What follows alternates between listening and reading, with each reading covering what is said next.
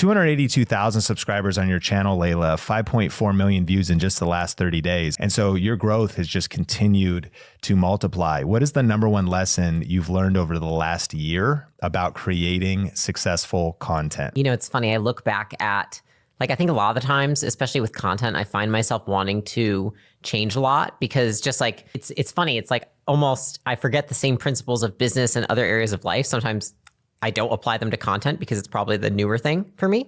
But if I look back, it's really consistency of just showing up and sticking with the plan, because I don't think that I realized the amount of skills that I was going to pick up if I just stuck with it.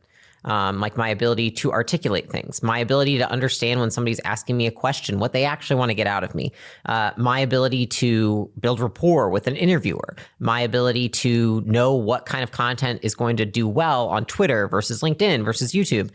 Not saying I've mastered those things, but I think that just doing it and sticking with the plan that I had of committing to doing content no matter what the result, that has yielded me more returns than any like strategic change that I have made.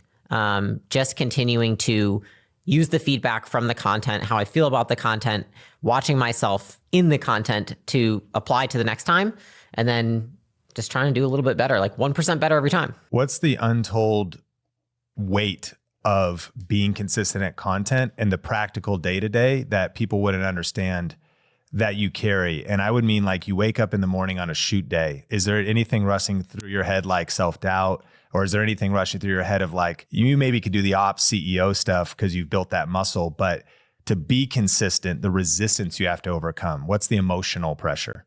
Honestly, like what really happens is that most of the time when I have a shoot day, something in the business blows up. Like we joke that it's like, oh, did something, and it's like the amount of times, like, I mean, you know, we have a portfolio, we have all these businesses, like 2 shoots in a row, I get a text like 10 minutes before I'm going in, some huge legal thing, right? And I'm just like, fuck. And all I want to do is cancel the shoot and just go handle it. You know, I had another shoot day where, you know, I had a huge employee issue happen like 20 minutes before the shoot.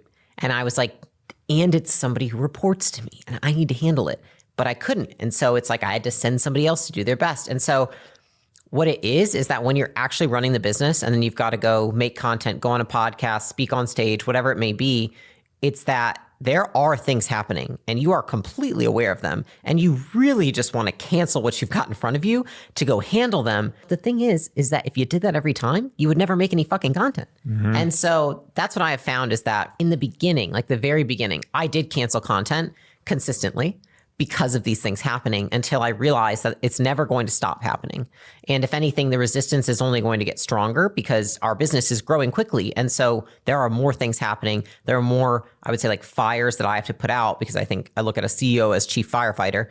And so I just have to learn how to be patient, which is, in my opinion, the definition of patience is just knowing what to do in the meantime, which is just go all in on the content and get so into what I am doing that I forget about this giant fire that's burning behind me.